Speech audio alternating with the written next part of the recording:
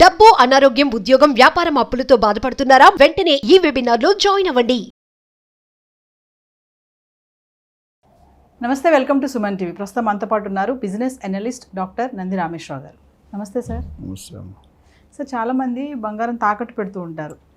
తాకట్టు పెట్టడానికి వెళ్ళినప్పుడు ఖచ్చితంగా బ్యాంక్ వాళ్ళు క్రెడిట్ స్కోర్ ఎలా ఉంది, వీళ్ళు తిరిగి మళ్ళీ చెల్లిస్తారా, ఈ ఇంట్రెస్ట్ అవన్నీ కడతారా, కట్టగలిగే సామర్థ్యం ఉందా వీళ్ళకి, ఇలాంటివన్నీ చూస్తూ ఉంటారు. అసలు మామూలుగా మనం బంగారం తాకట్టు పెట్టాలన్నప్పుడు తెలుసుకోవాల్సినటువంటి జాగ్రత్తలు ఏమైనా ఉంటాయా సార్? అసలు బంగారమే కాదండి, ఏది పెట్టినా ప్రాపర్టీ పెట్టి కూడా లోన్ తీసుకుంటారు, గోల్డ్ పెట్టి లోన్ తీసుకుంటారు, వెండి పెట్టి లోన్ తీసుకుంటారు. ఎక్కడికి వెళ్ళినా కొన్ని పారామీటర్స్ అయితే కంపల్సరీ చెక్ చేయాల్సిన అవసరం ఉంది. ఎందుకంటే గోల్డ్ అనేది సెంటిమెంటల్. చాలామంది డైవర్స్లు కూడా అయిపోతాయి. భర్త బిజినెస్ చేస్తానంటాడు, జాబ్ మానేసి. ఆ బిజినెస్కి పెట్టుబడి ఉండాలి, తక్కువ అవుతుంది. గోల్డ్ ఒక 6 కేజీ 1/4 కేజీ ఉందనుకోండి, పెట్టి దాని మీద 60-70% వరకు లోన్ ఇస్తారు. కానీ ఇవ్వరు. కొంతమంది మంగళసూత్రాల దాకా కూడా వస్తారు. అది కరెక్ట్ కాదు.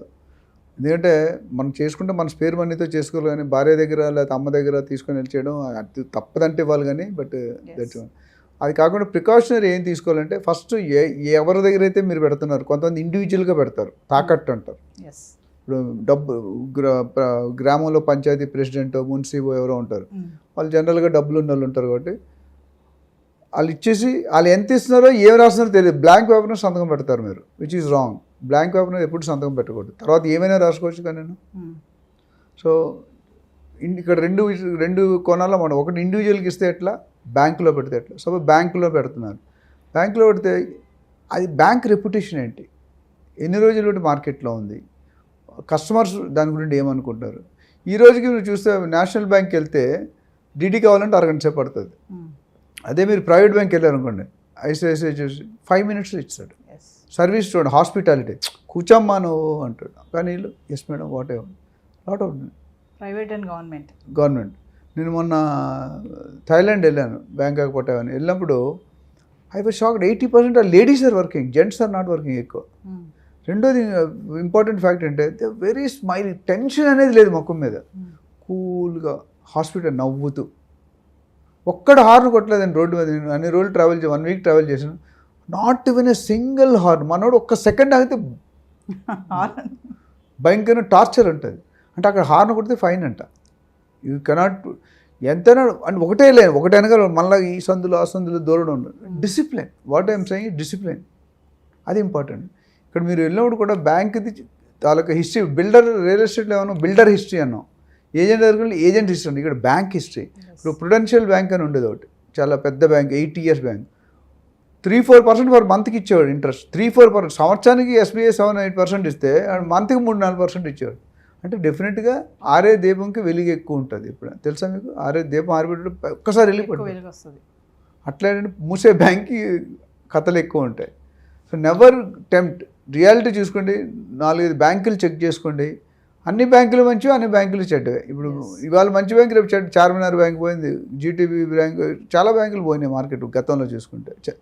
సో నేను అనేది అంటే లోన్ ఇచ్చేటప్పుడు ఫస్ట్ బ్యాంక్ హిస్టరీ చూడండి. దాని నేషనల్ బ్యాంకా, గ్రామీణ బ్యాంకా, స్టేట్ లెవెల్ బ్యాంకా, లేకపోతే వరల్డ్ లెవెల్ బ్యాంకా. ఇప్పుడు HDFC ఎక్కడ పడితే అక్కడ ఉంది, కానీ మన ఆంధ్ర బ్యాంక్ అక్కడ లేకపోవచ్చు. గ్రామీణ బ్యాంక్, కోఆపరేటివ్ బ్యాంక్స్ ఒకటి చూసుకో. ఎప్పుడు కూడా చిన్న బ్యాంకులు కూడా ఎక్కువ రేట్లు ఇస్తాయి, కానీ ఉంటుందో లేదో తెలియదు మీకు. ఈ national banks 90% government managed bank. ఇందులో ప్రైవేట్ బ్యాంక్స్ అయితే గవర్నమెంట్ బ్యాంక్స్కి వెళ్ళండి. ప్రైవేట్ బ్యాంకులు ఎప్పుడు కూడా processing fee, hidden charges, yield rate అంటాం, ఈల్డ్ రేట్ ఎక్కువ ఉంటుంది. ఇక్కడ గోల్డ్కి వచ్చేసరికి వాళ్ళు ఫస్ట్ చూసుకోవాల్సింది అంటే వీళ్ళు ఇచ్చిన క్వాలిటీకి టెస్ట్ చేసుకొని సర్టిఫికేట్ పెట్టుకోవాలి. ఇప్పుడు గోల్డ్లో పక్కపక్కనే షాపులు ఉంటాయి, వీడి రేట్ ఉంటుంది, వాడి రేట్ ఉంటుంది, వేరేగా ఉంటుంది. అంటే అందులో గోల్డ్ కంటెంట్ కాంపోజిషన్ తీసుకుంటే దాంట్లో కాపర్ ఎంత ఉంది అవన్నీ క్యాలిక్యులేట్ చేస్తుంటుంది, పర్సంటేజ్ ప్యూరిటీ ఎంత ఉందని. ఆ టెస్ట్ పెట్టుకోవాలి మీరు. ఎందుకంటే రేపు సేమ్ డూప్లికేట్ క్రియేట్ చేయొచ్చు కదా. అండ్ డూప్లికేట్ నగలు బాగా మెరుస్తాయి, ఒరిజినల్ కంటే బాగా. పట్టు చీర ఉందా, పట్టు చీర ఒరిజినల్ పట్టు ఎప్పుడు మెరదు మీరు చూడండి, కానీ డూప్లికేట్ బాగా తల మెరుస్తుంటుంది. మనం మెరిసింది కొనుక్కుంటే మోసపోయినట్టే. అదే ఒకటి నేను ఎప్పుడు తీసుకోలేదు, అవసరం లేదు, దేవుడి వల్ల. ఎవరైనా పెట్టుకొని అవసరం ఎంత అసలు ఈఎంఐ లేకపోవడం మంచిది, ఉంటే తలకాయ నొప్పే. ఒకవేళ కంపల్సరీ చదివించాలి, మా అమ్మాయి పెళ్లి చేయాలనుకుంటే ఏదో చేయాలనుకుంటే పెట్టి first you should have testing certificate. మీరు మార్కెట్లోకి వెళ్తే సమ్ ఫ్యూ రూపీస్ తీసుకొని మెషిన్స్ వచ్చాయి. ఆ ఆర్నమెంట్ అక్కడ పెడితే ఎంత పర్సంటేజ్లో ఉంది ఏముంది అనేది మీకు క్లారిటీగా ఇస్తాడు. అది ఉండాలి ఒకటి. రెండోది బ్యాంక్ రెప్యుటేషన్లో చూసుకోవాలి. మూడోది మీరు పెట్టే లోన్కి ఎంత పర్సంటేజ్ ఇస్తున్నాడు, 50 ఇస్తున్నాడా 60? ఎందుకంటే మీరు ఎప్పుడైనా ఓల్డ్ గోల్డ్ ఎక్స్చేంజ్ చేస్తే మీకు 100%. మనం కొనేటప్పుడు ఏమంటాడు 100 వెయిట్ టు వెయిట్ అంటాడు. కానీ అక్కడ లాస్ ఏంటి తెలుసా? చాలామంది, నేను మా ఇంట్లో కూడా చెప్తాను, ఎప్పుడైతే ఫ్యాషన్ డిజైన్ మారిపోతుంది కూడా కొత్తది కావాలి ఆడవాళ్ళకి. మన ట్రెండ్, మగాళ్ళకి ఒక ట్రెండ్ అయితే ఆడవాళ్ళకి ఒక ట్రెండ్. గోల్డ్ ఇప్పుడు ఇవాళ కొనుక్కున్న 2 years వాడతారు, ఒక 20 ఫంక్షన్కి వెళ్ళారు, తర్వాత ఫంక్షన్ రోజు ఇదే వేసుకుంటే బోర్ కొట్టే ఎక్స్చేంజ్ చేసినప్పుడు ఆ వేస్టేజ్ అనేది లాస్. మనకి 100% ఇస్తాడు, బట్ 25% 20% వేస్టేజ్ చేస్తాడు. ఆ వేస్టేజ్ ఎవరు పోతే మనమే కడుతున్నాం. అంటే యూఆర్ గివింగ్ 20% మోర్. సో కొన్ని మీరు తీసుకునేటప్పుడు పర్సంటేజ్ లోన్ ఎంత ఇస్తాడు, ఇంట్రెస్ట్కి రేట్ ఎంత వేస్తున్నాడు. తొందరలో ఇచ్చేకూడదు. మనకి అవసరం ఏమంటే ఇచ్చేసి ఏదో సంతకం అలా పెట్టకండి. గో కూల్లీ టైం స్పెండ్ చేయండి. ఓ 2-3 బ్యాంకులు, 2 ప్రైవేట్ బ్యాంకులు అడగండి, 2 గవర్నమెంట్ బ్యాంకులు అడగండి, కంపేర్ చేసుకోండి. ఎందుకంటే 0.05% కూడా చాలా వేరియేషన్ వచ్చేస్తుంది. సపోజ్ నువ్వు 1 kg గోల్డ్ పెట్టావు అనుకోండి, ఎంత వేరియేషన్ వస్తుంది? 0.5%లో చాలా తేడాలు వస్తాయి. సో యూ షుడ్ నో ఎంత టైం పీరియడ్ ఏంటి. ఒకటి ఇంట్రెస్ట్ రేటు, ఒక టైం. ఇప్పుడు కారు ఉందనుకోండి, ఇన్సూరెన్స్ కట్టినప్పుడు నేను చెప్పినట్టు ఒకేసారి కడితే ఒకలాగా ఉంటుంది, కాంపరెన్స్ ఒకలా ఉంటుంది, ఇండివిజువల్ మామూలుది ఒకటి ఉంటుంది, సింపుల్. అలా ఇక్కడ కూడా మీరు ఎన్ని సంవత్సరాలు తీసుకుంటున్నారు అనేది అది ఇంపార్టెంట్. అదే బ్యాంక్ తరఫున ఏం చూస్తారంటే అసలు ఈయన సిబిల్ స్కోర్ ఎట్లా ఉంది. యాక్చువల్లీ మన ప్రాపర్టీ పెడుతున్నాం. ఇల్లు అంటే లోన్, ఇల్లు మనం పెడతాం డాక్యుమెంట్స్, గోల్డ్ అంటే గోల్డ్ పెడతాం. కానీ అయినా సరే మనల్ని క్వశ్చన్లు అడుగుతాడు ఆయన. ఇప్పుడు నేను రీపేమెంట్, మెయిన్గా లోన్ ఈఎంఐ ఇచ్చాడు, బ్యాంక్ వాళ్ళు ఏం చూసుకుంటారు, రీపేమెంట్ అంటే ఇన్కమ్ ఎక్కడ ఉంది. ఇప్పుడు గోల్డ్ పెట్టేసరికి తీసుకుంటాం, నీకు ఇన్కమ్ లేకపోతే ఎట్లా కడతాం? సపోజ్ యువర్ శాలరీ 50,000 రూపీస్, మీ హస్బెండ్ 50,000లో నీకు 40,000 ఖర్చు అయిపోతుంది కదా. ఆల్రెడీ నీకు ఒక లోన్ ఉంది, దాని 10,000 కడతాం. మరి ఇక్కడ ఎక్కడ కడతావు? సో వాళ్ళకి ఇవ్వకపోవచ్చు.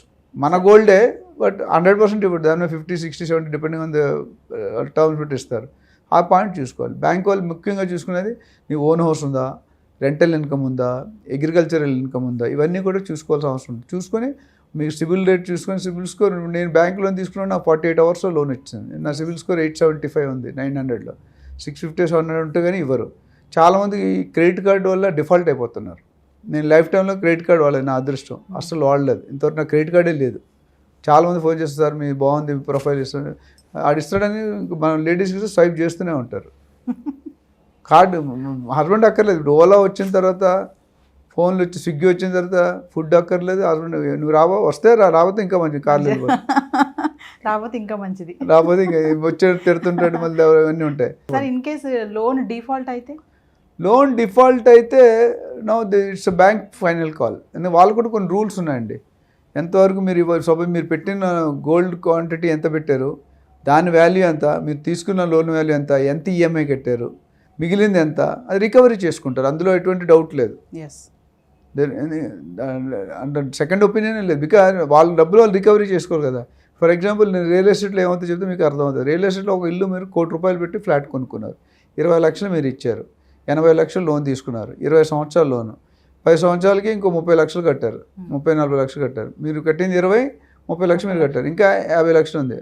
అప్పటికి ఆ ఫ్లాట్ వాల్యూ 1.5 crores అవ్వచ్చు. ఆయనకి ఇవ్వాల్సినంత 50 లక్షలు, ఆయన ₹1,00,00,000 అమ్మేస్తాడు, లేదా 80 లక్షలు అమ్మేస్తాడు. మీకు రైట్స్ ఉండవు. అందుకని ఓనర్ సంతకం అడుగుతారు. ఇప్పుడు బిడ్డింగ్ అని బ్యాంక్ ఏంటంటే ఆప్షన్ పెడతారు. ఆప్షన్ పెట్టినట్టు ఎవడు ఎక్కువ రేట్ ఇస్తే వాడికి ఇచ్చేస్తాడు. He will not go as per the market rate.